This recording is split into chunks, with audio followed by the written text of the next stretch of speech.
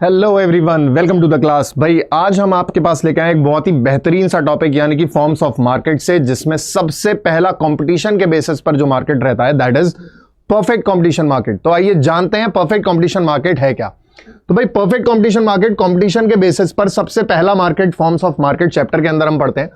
इसका डेफिनेशन अगर देखें तो यहां पर भाई डेफिनेशन सिंपल सा है कि ऐसा मार्केट सिचुएशन जहां पर बायर और सेलर के बीच में परफेक्ट नॉलेज होती है। A market situation where there is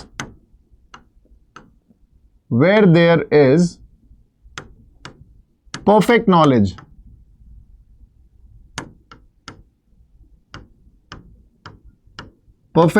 between the buyer and the seller,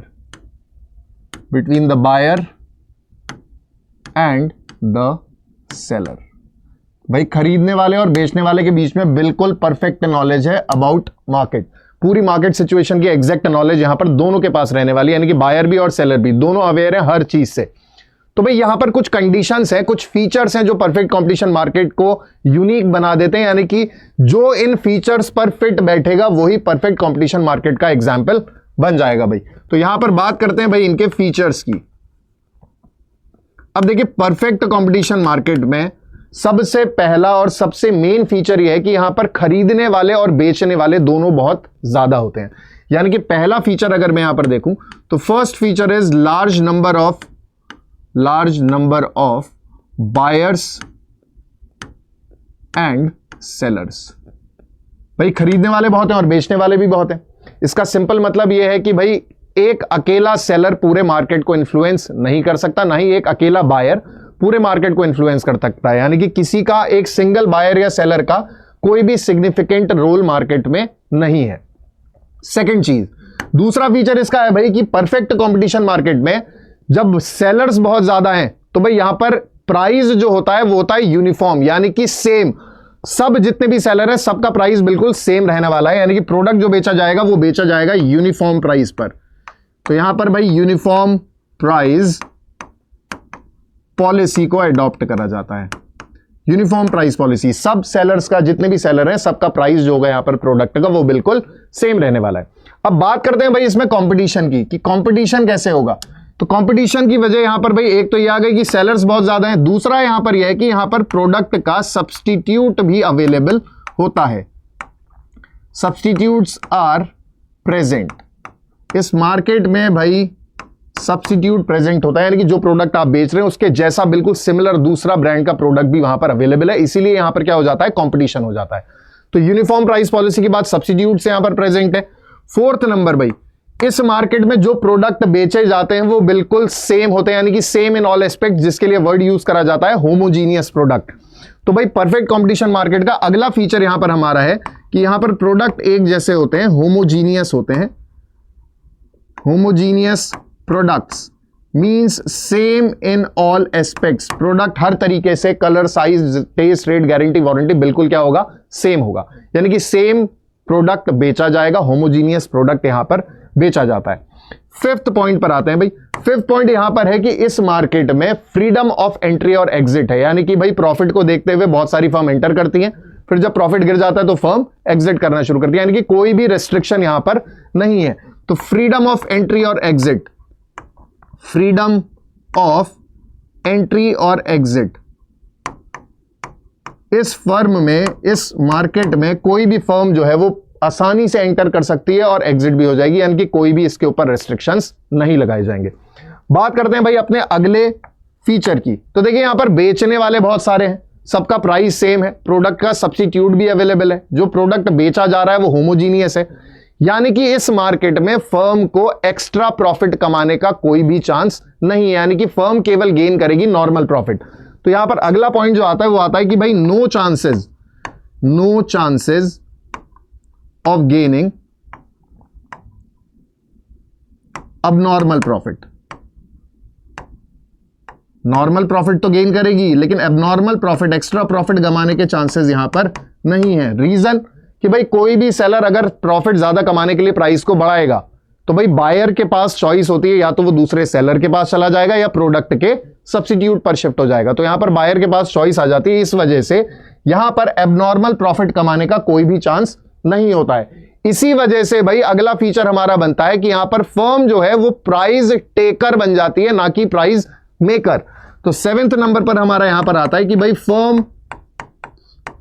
firms are price taker not a price maker. यहां पर फर्म प्राइस टेकर कहलाती है, प्राइस मेकर नहीं बनेगी, क्योंकि केवल नॉर्मल प्रॉफिट ही कमा रही है, एबनॉर्मल प्रॉफिट कमाने का चांस यहां पर नहीं है। फिर आते हैं भाई इसके 8th पॉइंट पर। अगला पॉइंट इसका यह है कि भाई यहां पर ट्रांसपोर्टेशन कॉस्ट एब्सेंट रहती है, यानी कि प्रोडक्ट जहां पर बन रहा है वहां पर जितने का बिकेगा उससे 100 किलोमीटर आगे भी उतने का ही बिकेगा, यानी कि यूनिफॉर्म प्राइस पॉलिसी। तो यहां पर ट्रांसपोर्टेशन कॉस्ट ऐड नहीं होगी। तो यहां पर अगला फीचर आता है absence of transportation cost. Absence of transportation cost, यहां पर भाई ट्रांसपोर्टेशन कॉस्ट नहीं जुड़ेगी। अगला पॉइंट इसका हम देखते हैं फीचर का भाई 9th नंबर पर एक फीचर और आता है कि यहां पर सारे के सारे फैक्टर्स मूवेबल हैं, यानी कि कहीं भी चले जाओ ये कंडीशंस बिल्कुल सेम रहने वाली हैं, यानी कि यहां पर सारे के सारे फैक्टर्स मूवेबल होते हैं। Factors are movable. बढ़ते हैं भाई अपने अगले पॉइंट पर 10th। यहां पर भाई गवर्नमेंट का कोई भी इंटरवेंशन नहीं होता है, गवर्नमेंट कोई भी प्राइस डिटर्मिनेशन में इंटरवेन नहीं करेगी, यानी कि यहां पर प्राइस जो डिसाइड होता है वो मार्केट फोर्सेस से होता है, यानी कि डिमांड और सप्लाई की हेल्प से, यानी कि no government intervention. No government intervention. और इसका लास्ट जो सबसे इंपॉर्टेंट फीचर है वो है अबाउट डिमांड कर्व, यानी कि demand curve under perfect competition market कैसे बनते हैं, यानी कि रेवेन्यू कर्व की बात यहां पर अगर हम करें तो यहां पर भाई एवरेज रेवेन्यू जो है वो मार्जिनल रेवेन्यू के बिल्कुल इक्वल आ जाता है। और इसका रीजन क्या होगा? इसका रीजन ये होगा कि भाई अगर यहां पर किसी भी प्रोड्यूसर को या किसी भी सेलर को ज्यादा सामान अगर बेचना है तो वो प्राइस में किसी भी तरीके का कोई भी चेंज नहीं कर सकता है, यानी कि प्राइस में कोई चेंज नहीं कर पाएगा। इसका सिंपल मतलब यह है कि यूनिफॉर्म प्राइस पॉलिसी की वजह से यहां पर एवरेज रेवेन्यू का ग्राफ बिल्कुल मार्जिनल रेवेन्यू के ग्राफ के इक्वल आ जाएगा, यानी कि ग्राफ ओवरलैप करेंगे। यहां पर रेवेन्यू हमने ले लिया है और एक्स एक्सिस पर हम ले लेते हैं आउटपुट।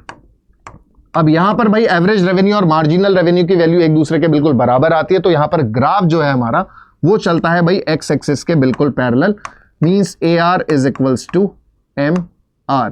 और ये इस वजह से हुआ क्योंकि more quantities of output are sold at same price, यानी कि ज्यादा अगर बेचना है तब भी प्राइस क्या रखा जाएगा?